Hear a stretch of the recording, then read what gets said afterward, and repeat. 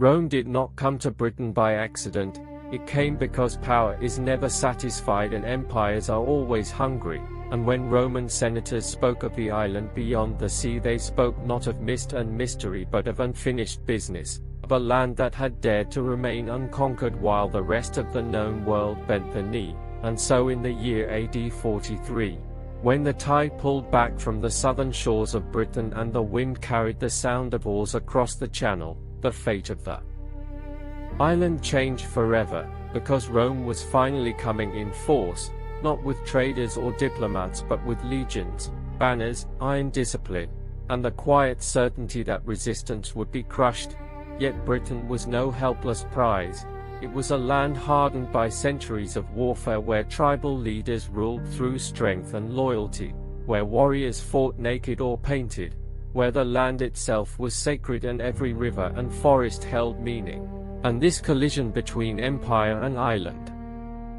would become one of the most violent, transformative, and misunderstood chapters in British history, for Rome believed it was bringing order, while Britain knew only that an enemy had crossed the sea. Long before the first legionary set foot on British soil, Rome had already imagined the conquest, because Britain had existed in Roman thought for generations as a symbol of the unknown, place Julius Caesar himself had raided nearly a century earlier, returning with tales of fierce warriors, chariots slicing across battlefields, and a society that refused to fracture under intimidation. And although Caesar's expeditions were brief and incomplete, they planted an idea that never died, the idea that Britain was unfinished work, a loose end that mocked Roman dominance, and for emperors prestige mattered as much as territory, especially for Claudius, a man many in Rome had dismissed as weak, stammering, and unfit to rule, whose grip on power depended on proving that he could do what others had not. And Britain offered him the perfect stage, because conquering the edge of the world would silence critics and secure his place in history. The decision to invade was therefore political as much as strategic, driven by ambition, insecurity, and the Roman obsession with honor, and when the order was finally given, 4 legions were assembled, supported by auxiliaries drawn from across the empire, men from Spain, Gaul, Germany, and the Balkans, all hardened by war, all trained to fight as a single machine. And when they crossed the channel they brought with them more than weapons. They brought Roman certainty, the belief that discipline always triumphed over courage and that unity crushed individuality. Yet Britain was a land where individuality ruled, where no single king could be defeated to win the island, where resistance was fragmented but constant, and this would shape the entire conquest. And for a moment Rome hesitated, because this was not a people who collapsed at the sight of authority, and when Togodumnus fell in battle his death did not break resistance as Rome hoped, it hardened it, transforming the war into something personal, something fueled by memory and revenge. And yet Rome persisted, because Rome always persisted, building roads as it advanced, forts as it paused, turning foreign soil into Roman ground with every mile marched, and gradually the tide turned not because Britain lacked bravery but because Rome refused to tire.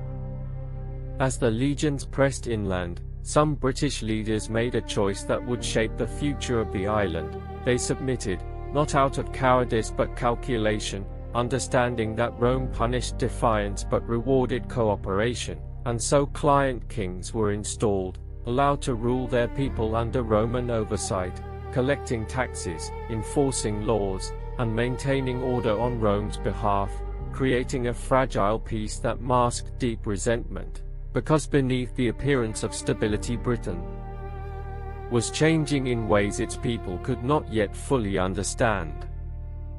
The Roman landing itself was an act of intimidation, ships filling the horizon, standards rising, armor glinting, drums beating a rhythm that spoke of inevitability, and British tribes along the coast watched with a mixture of fear and defiance, knowing that war had arrived in a form unlike any they had faced before, for Roman soldiers did not charge wildly or seek individual glory, they advanced in lines, shields locked, moving forward as if the battlefield itself bent to their will. And when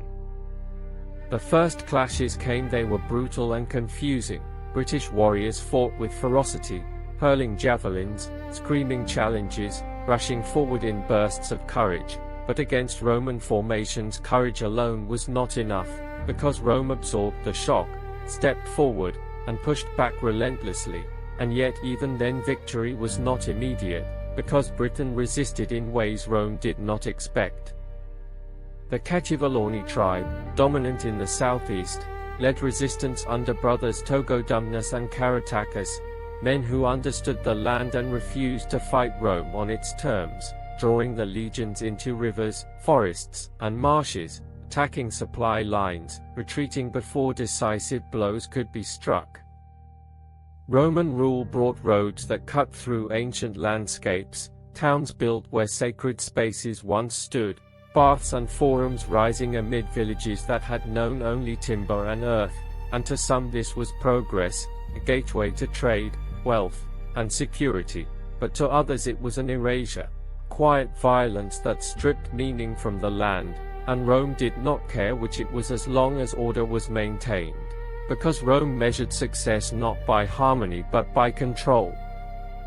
Yet control in Britain was never absolute, because beyond the reach of Roman cities resistance simmered, especially in Wales and the north, where tribes like the Silures fought with a stubbornness that shocked Roman commanders, forcing brutal campaigns marked by scorched earth tactics and mass displacement. And even then victory was incomplete, because northern Britain, later called Caledonia, resisted so fiercely that Rome eventually chose containment over conquest, building walls not just to defend but to declare limits, a rare admission that empire had boundaries.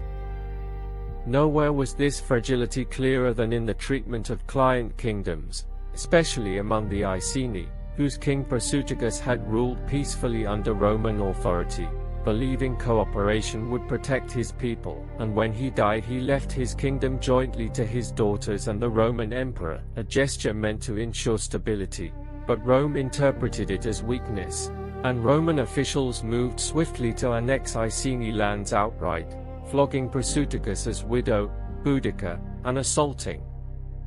her daughters, an act that revealed the true nature of Roman power in Britain, because beneath the language of civilization lay domination without restraint. And although this moment belongs to the next chapter of the story, its roots lie here, in the arrogance of conquest and the belief that fear could replace respect. By the middle of the 1st century Roman Britain was therefore a land of contradictions, outwardly Romanized yet inwardly restless, prosperous in places yet brutalized in others, unified on maps but divided in reality.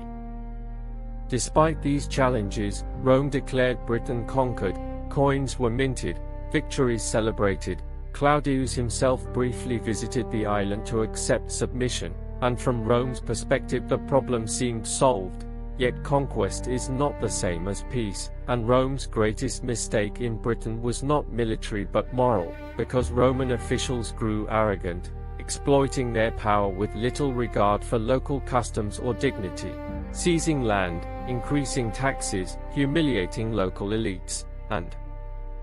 treating client kings as servants rather than partners, and in doing so they planted the seeds of rebellion that would one day erupt in fire.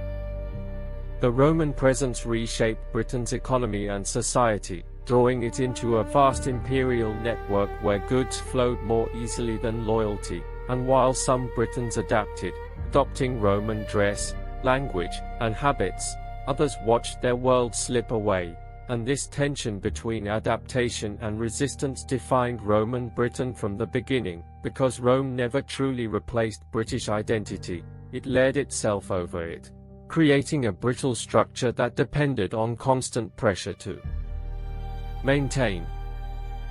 And the legions that garrisoned the island were not guardians of peace but enforcers of submission, always alert, always ready, because Rome understood that Britain was not pacified, only contained. The landscape itself bore the scars of conquest, forests cleared for roads, hills crowned with forts, villages relocated or destroyed, and while Roman writers celebrated the order they imposed, British memory preserved the cost, passed down in stories of lost freedom and broken kings, and it is in this clash of perspectives that the true conquest of Britain must be understood, not as a single moment of defeat but as an ongoing struggle between domination and defiance. Rome brought with it law, infrastructure, and global connection, but it also brought exploitation, violence, and cultural erasure, and Britain absorbed these forces unevenly, reshaping itself under pressure while never fully surrendering its identity. And this unresolved tension would define the island long after the legions marched away. Even at its height, Roman power in Britain rested on a delicate balance, maintained by military presence and local cooperation, and when either faltered, unrest followed, because Rome ruled not through love but through the calculated use of fear, and fear breeds resistance as surely as it enforces obedience. The Roman conquest therefore succeeded in changing Britain forever, but it failed to break its spirit, and that failure would soon become undeniable, because the very system Rome built to control the island created the conditions for its most dangerous rebellion, led not by a general or a king, but by a woman whose name would echo through history as proof that even the greatest empire could be brought to the brink by those it believed conquered, and as Roman roads stretched across the land and Roman banners flew above new cities, the illusion of victory settled in, hiding the truth that Britain was waiting, watching, remembering, and when the moment came, Rome would learn that conquest is never complete until the conquered accept it, and Britain never truly did.